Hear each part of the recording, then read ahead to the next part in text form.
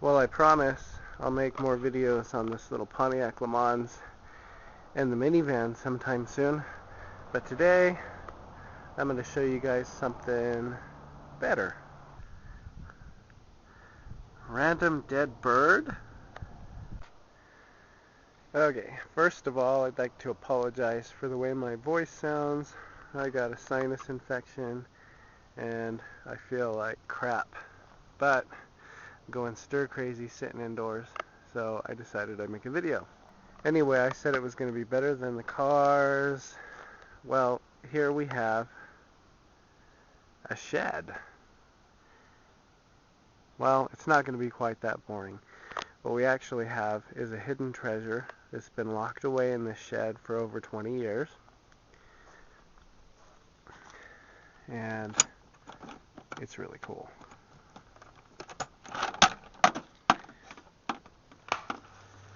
Hope there's enough light.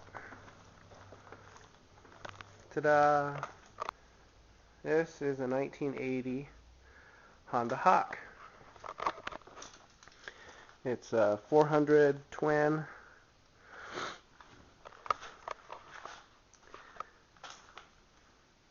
And it's in great shape.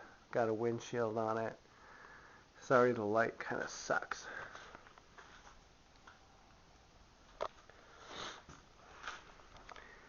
A little sissy bar deal.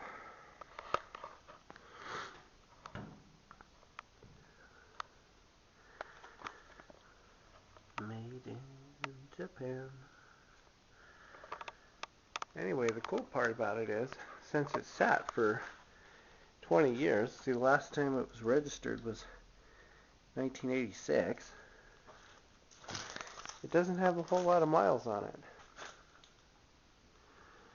843.6. And that tenth of a mile on the trip meter is me pushing it around the property trying to get it running. I'm not an expert on getting old bikes to run, but it had no gas in it, so I put some fresh gas in it. Let's see, get on the side with better light. This little screw hole deal, I loosened it up, and it's connected to these little rubber tubes that go along the other side, and drained what gas was left in these little float balls out because it was old, gummy, nasty gas. I made sure the gas worked from the petcock deal here, and it flowed and everything. I tightened them back up and tried to start it, and the most I can get is a little bit of a chug. So, put new spark plugs on it. Not sure what brand they are. But here, I'll show you guys what it sounds like. I'm sure one of the carbs is just gummed up with old gas. Let's see if the battery still holds a charge. So when you start an old Honda, I don't think this has kickstart, does it? You'd think it would. I don't know. If it's electric start, we'll focus on that. Oh. First thing I do is check this out here. The fuel thing, the petcock deal. Make sure it's on.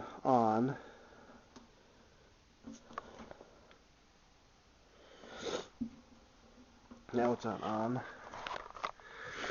Make sure this little switch is set to run. Got our choke. Make sure our choke's pulled out. Turn the key. Oh, we got power. Give it a little bit of gas. I smell gas already. That's probably not such a good thing. And it's in neutral, so I don't need the clutch in.